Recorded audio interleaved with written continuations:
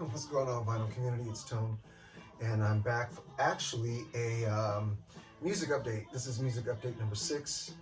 Making videos actually for almost 2 years. Been participating in the VC for at least half of a decade, but I've been making videos from just about going on 2 years, and I only have 6. This is number 6 music updates, which is kind of like a recent finds or whatever.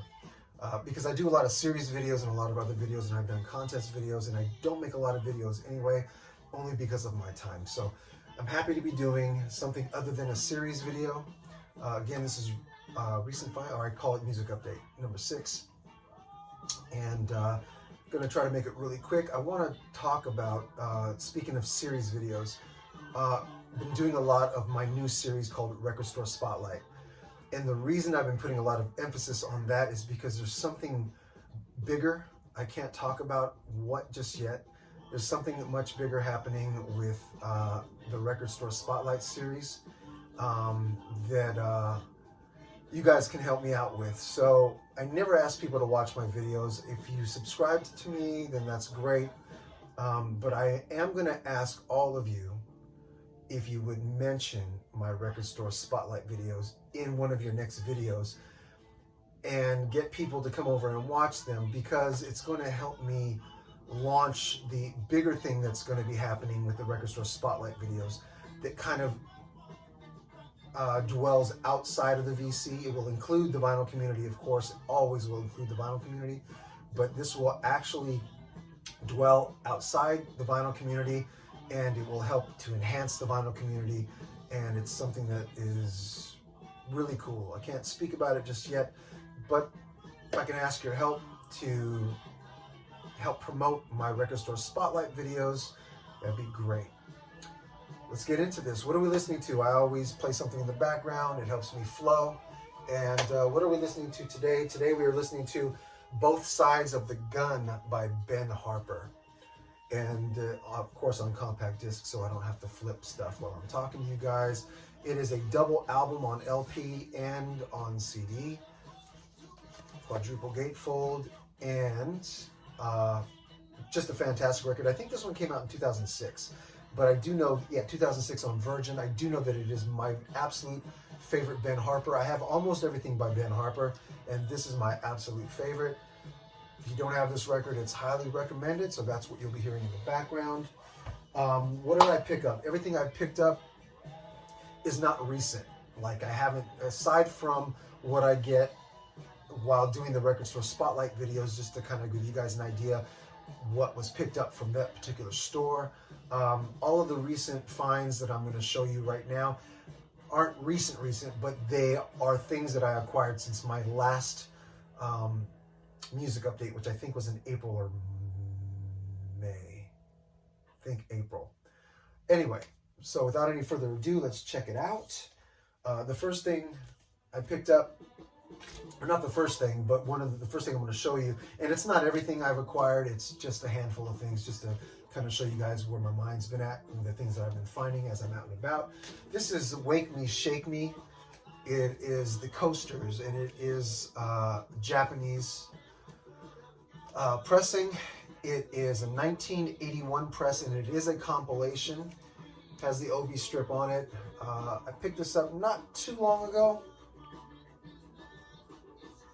It's all in Japanese, and it is on the Atlantic, the Japanese Atlantic reissue label.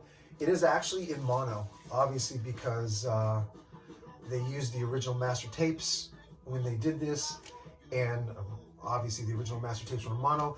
What they did was they took the album cover from the Coasters' very first record, which was released in 1960. The Coasters didn't put out a lot of LPs. I think they only put out, like, in a span of like 20 years, they put out like 4 LPs. But, you know, back when they were making music, they got together in the late 50s.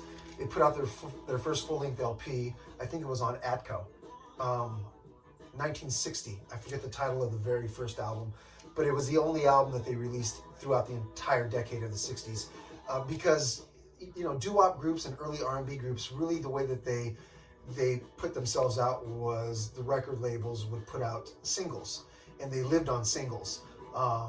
and they did very few LPs. So they took the cover from the first LP, and this is the Japanese, and they're the way that they do stuff. They resource stuff like crazy, and they just titled it "Wake Me, Shake Me," which was one of their biggest singles, and of course it's included on this record. It's a fantastic sounding pressing, of course, and I do like early doo-wop and early R&B. I do have a very small but pretty impressive collection of that stuff that I'll show at a later time. But yeah, this is one of the first things I picked up, or well, it's probably in the past maybe 2 months that I got this. So the next thing I picked up at the same place. This is a fantastic record. This is a French import on Le Chant du Monde Records. This is Francois Vuitton Cayenne. That's how we would pronounce Cayenne in English. Cayenne? Cayenne? I don't know. I wouldn't know how to pronounce that in French. But Francois Vuitton Cayenne. He is a French avant-garde keyboardist. He put out most of his records were put out in a time where fusion was really the mainstay in jazz at the time.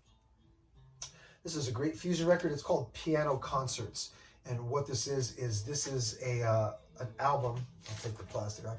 This is an album that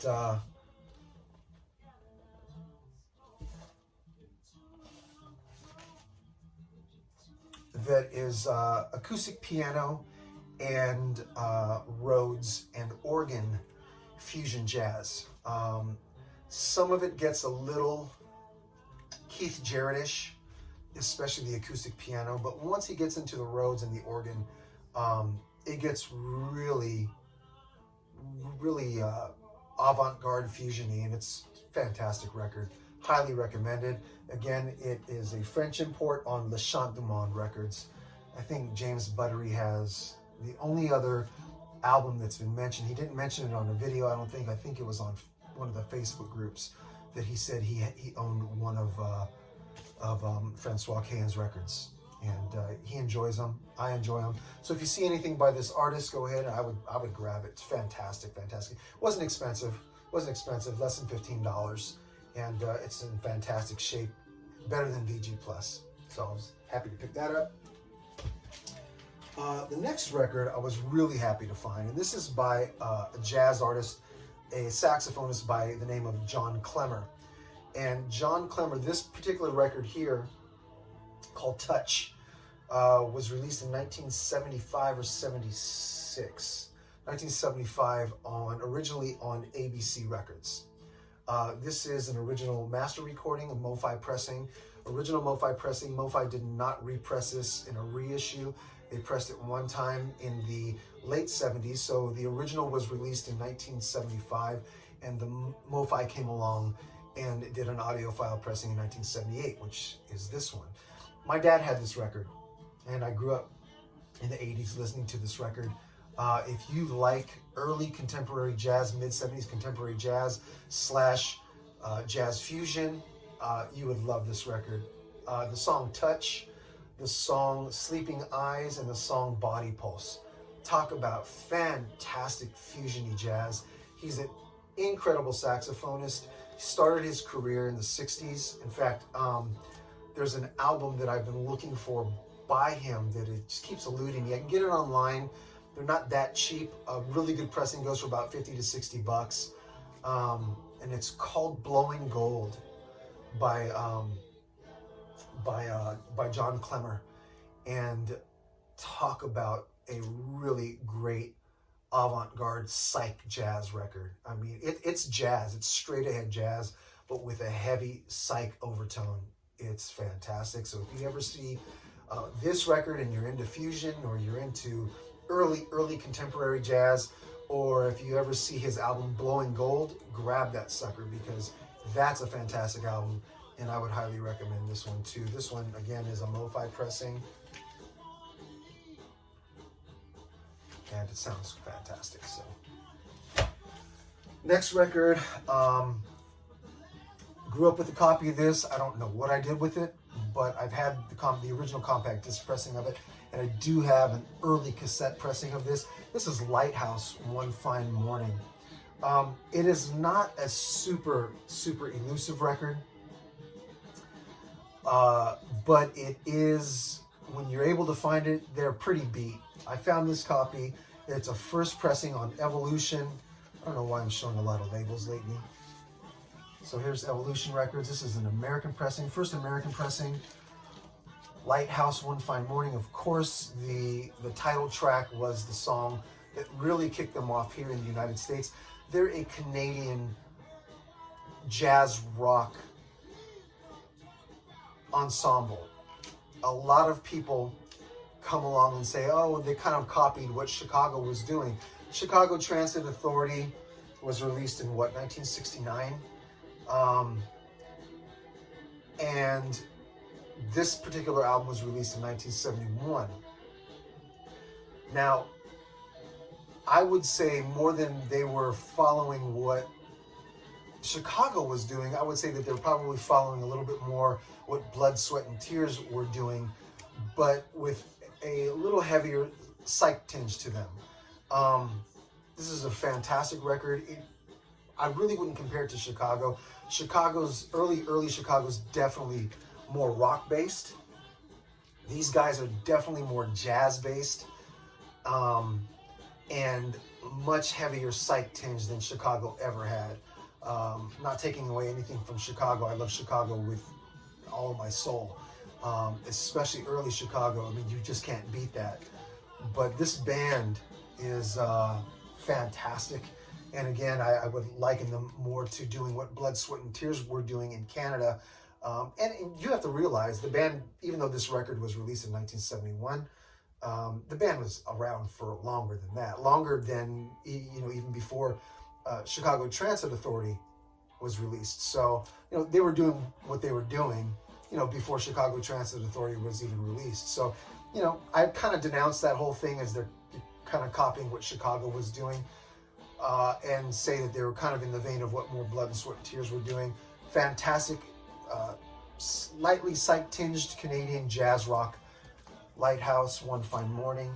Excellent copy. I've never seen a copy this good, even the copy I grew up with. And this is one of my mom's favorite records, so it has a lot of sentimental meaning too.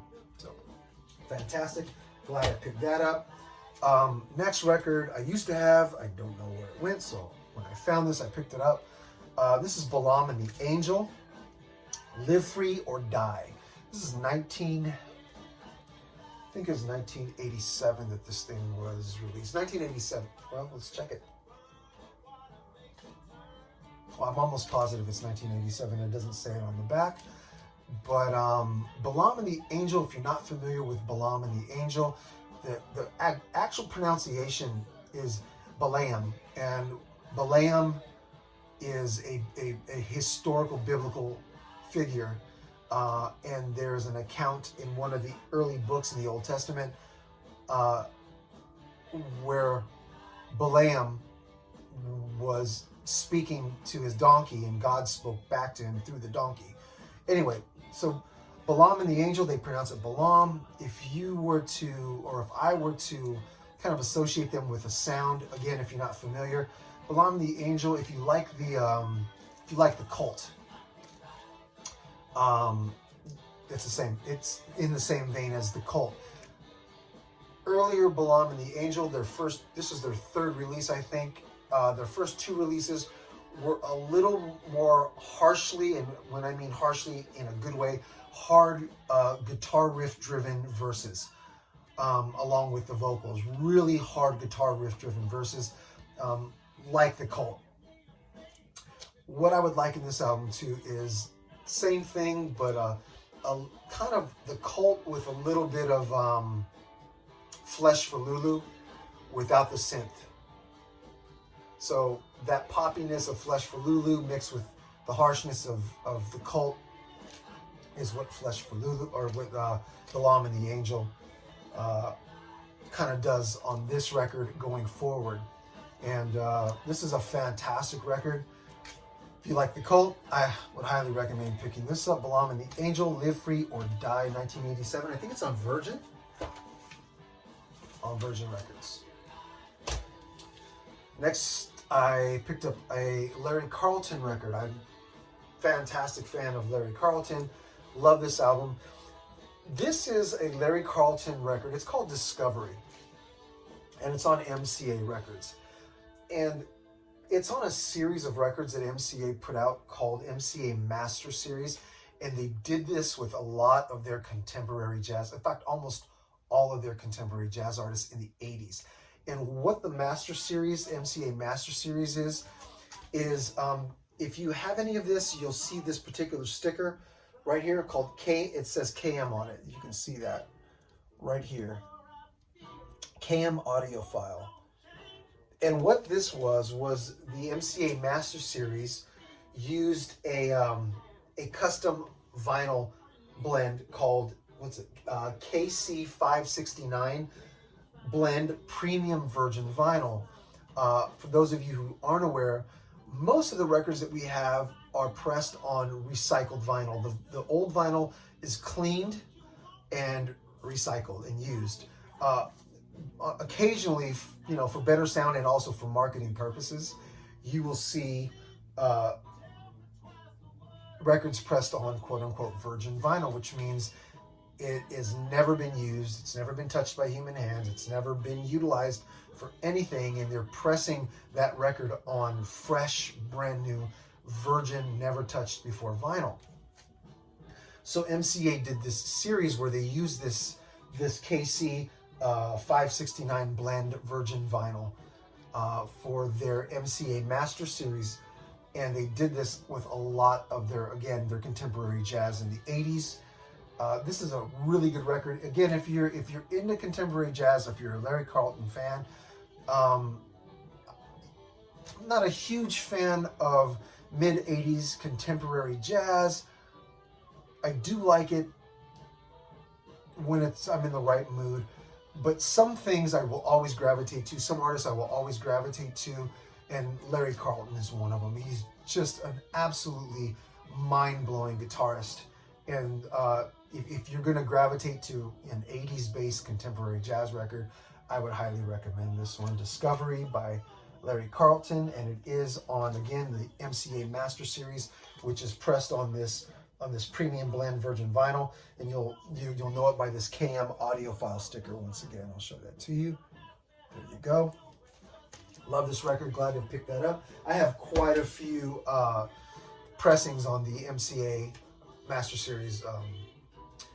Quite a few artists on that, so it's kind of a cool thing to find and collect. You find them a lot here in LA because here in LA, being the center of the music industry,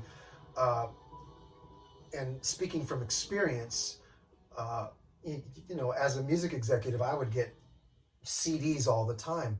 I wasn't in the industry deeply enough when vinyl was still, a mainstay before it kind of went away for a while in the 90s. I was a teenager, but I broke into the music industry very early, and, compact discs were the thing, and I would get boxes of compact discs, and, I would take what I wanted, and I'd go to the record stores, and I'd trade them in for credit, or sometimes for cash. People have always done that, so that's actually a promo copy, and here in LA, you find a lot of those Master Series at all the record stores, so outside of California, you may not find them as much, but if you're looking for something and you're interested, let me know. I can find a lot of that stuff. Next record I want to show, I'm so happy I picked this up. I picked this up at Atomic Records here in Los Angeles, in Burbank, at one of my favorite shops. And picked this up while I was out with Eddie Perez. Eddie Perez, you know him from some of the groups online. He doesn't make videos, but he's a mainstay in the YouTube vinyl community on Facebook and some of the other groups. He came into town, we went digging together, and this is one of the things I picked up. This is Gloria Jones, Share My Love. This is the last, or the only offering that Gloria Jones put out on Motown. And Gloria Jones, just for a quick description, I'm gonna say she's kind of like an early mid-70s Isaac Hayes or maybe a Curtis Mayfield, but female. Fantastic, beautiful Aretha Franklin-y, gospel-y soul voice. And this album is just off the chain. Gloria Jones, Share My Love. It's on 1973 on Motown Records. And I was thankful to find this. I'd heard it once before. I think one of my uncles had this record. And I just love this thing. I mean, I'm a huge Isaac Hayes fan, and when I listen to her, I hear Isaac Hayes, you know, early 70s Isaac Hayes, early 70s Curtis Mayfield. And yeah, if you could find this record, it's not very expensive. Gloria Jones, Share My Love, 1973 on Motown Records. Again, her only Motown offering. And actually, at this point when she left Motown, that was the last time she ever recorded anything for a US-based company. She went to the UK, and I think she started recording for record labels there. So anything after this record was based out of Europe. Fantastic, fantastic record. Next one I want to show you is from a more modern group. I'm a huge fan of neoclassic soul. Maxwell, Jill Scott, D'Angelo. Who else? Angie Stone, etc., etc., etc. The Rebirth was a group that formed here in Los Angeles in the early 2000s. They were, I think, a 6-piece ensemble, neoclassic soul ensemble. They had pretty decent success here in the States and in Japan, but they were much more popular in Europe, and they toured Europe, you know, quite a bit. This is their second album called This Journey In, and it's on Cashmere Records. It is a double LP, and there was super limited copies on vinyl. I was actually able to find one here in the States. I think you can find a few in Japan right now, but this one I found here up north at Rasputin Records in Berkeley, California, and highly recommended. The Rebirth.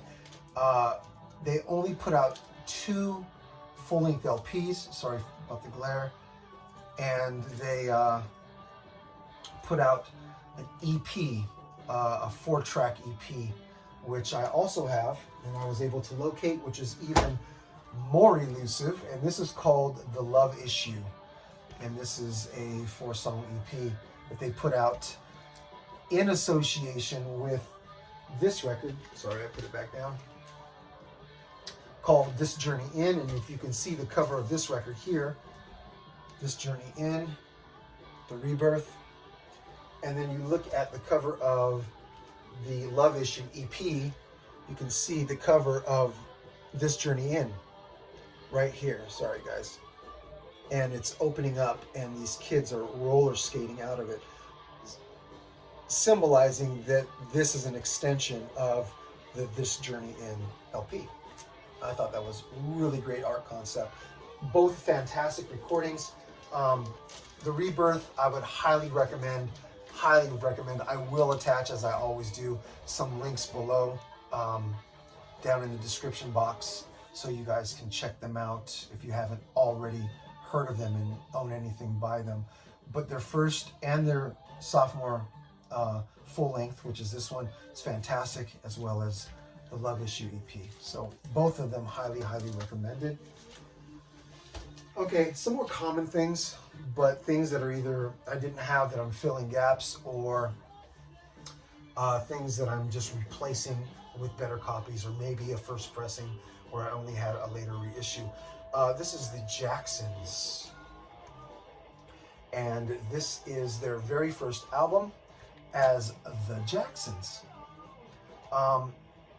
Really cool thing about this record this is the first time, this is when, right after they stopped being called the Jackson 5 and started being called just the Jacksons.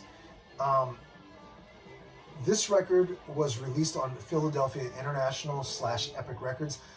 At that point in time, Philadelphia International